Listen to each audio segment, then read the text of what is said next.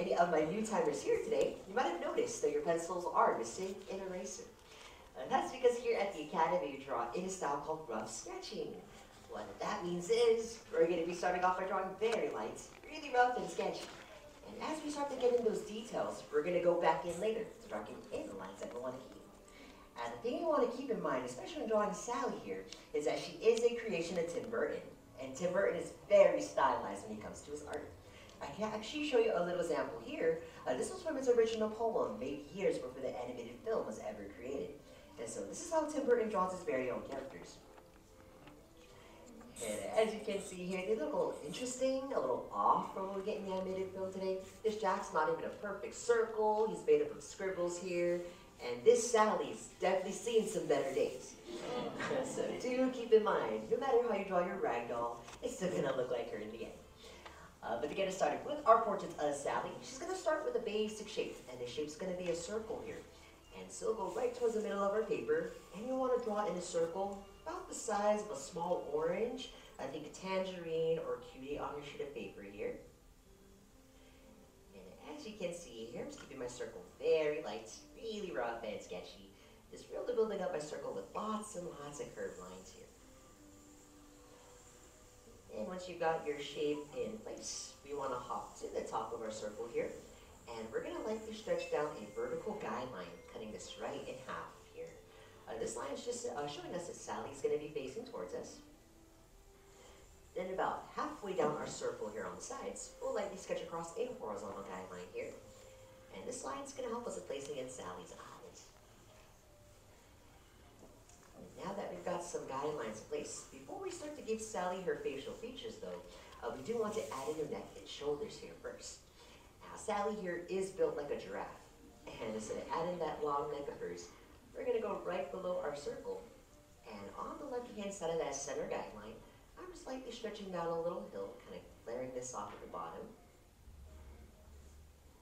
And as I sketch in one more curve on the right-hand side of that guideline, this is going to look like we just drew in a little bicycle horn kind of sitting here on our paper.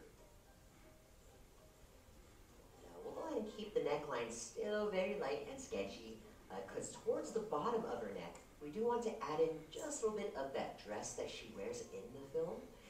And so we'll add in that collar to her dress first, going to the bottom of our necklines. And I'm going to stretch down this very big letter V, pulling this right to my center guideline here on each side. Then once you got that V shape in place, to build up her shoulders, we're going to go to the tops of that letter V, and we'll turn this into a really stretched out letter M, just bringing out a curve here on each side, pulling out each shoulder. Well, we do want to show that this dress is wrapping around the back of her neck, and so once you got your shoulders in place, we're going to go to the tops of that letter M now, and we'll stretch up a little curve, just connecting these to the sides of her neck here. And if you want to add in a little bit more contrast and added shading, these little shapes that we just sketched in on the sides of her neck are parts of her dress that are hiding in shadow. So you're more than welcome to go back in here and shade these in nicest off on the inside. Sally here is a seamstress, and she pretty much made this dress on her own by sewing together all of these different fabrics. And to show some of that stitch work of hers, we're going to go to the bottom of our letter V, and I'm going to extend down the right-hand side just a bit more to give myself a little seam line. And we can even add in some stitches, just running right through this line now, adding in some tick marks, some letter X's. But this is really where you can get creative with Sally's dress. You can add in any sort of design or pattern that you like. For me, on the left-hand side, I'm going to add in a couple of diagonal lines going straight across. But to give it more of that rough, kind of burlap sack texture, what Tim Burton likes to add in his art is what we call cross-hatching. And that's just adding in a couple of diagonal lines going the opposite way here. Now on the right-hand side of her dress, she does have these little swirls. Tim Burton is a fan of this texture. You'll see it a lot in his other films as well.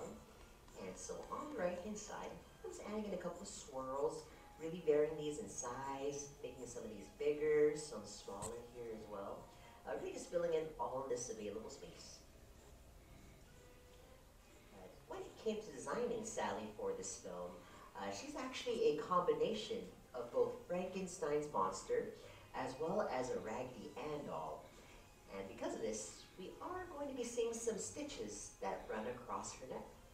And so to add in some more stitches for Sally, we're going to go right to the middle of her neck here. And we'll add in a small little seam line, just a small letter U here in the center. And she also does have another set of stitches towards the bottom of her neckline, and so we'll add in a bigger letter U towards the bottom. And for our final set of stitches, towards the right-hand side of this guideline, we want to add in a little curve here on the right. And just like how we added in those stitches for her dress, we'll go ahead and add in some stitches for her neck here too. And really feel free to give Sally really as many or as little stitches as you like here. The more stitches you give your rag doll, the more creepier she's going to look in your drawings too. And there you folks have it. We've got a very fancy cake pop sitting here on our paper. Not so much a rag doll just yet. When it comes to giving Sally her face here, we're going to start by giving our rag doll those very big expressive eyes that she has.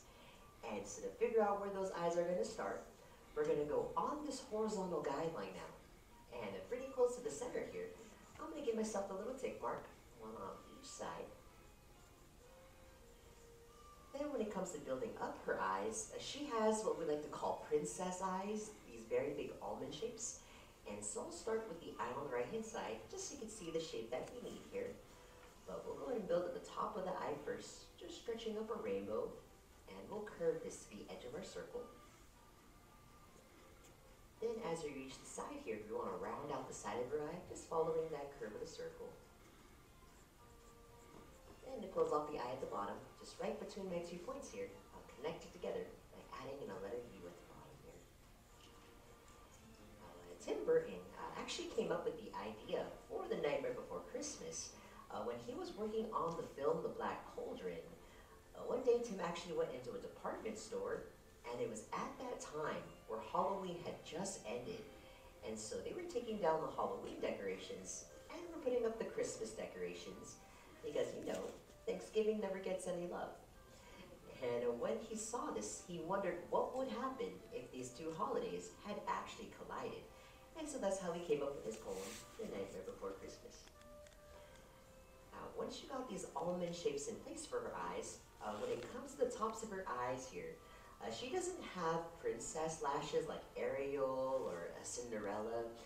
Her lashes are more similar to her stitches. And so to add in the lashes at the top, we're going to go to the top of each eye here. And you want to fan out just a couple of these letter V's here at the top of her eyes. And you're more than welcome to give her really as many or as little of these lashes as you like. For me personally, I'm going to start towards the middle of the eye here and just fan out 3 letter V's for the top. Now, we don't want to leave Sally like this here, otherwise she's going to look like she's seen some things. Which, you know, she definitely has, considering she lives in Halloween Town. And so to really make her up with those pupils, her pupils are just really small dots on the insides of her eyes. And you can really have Sally looking any way you like. Maybe up, down, cross-eyed here. For me though, I'm going to have her looking off to the right, as if Jack is standing right next to her.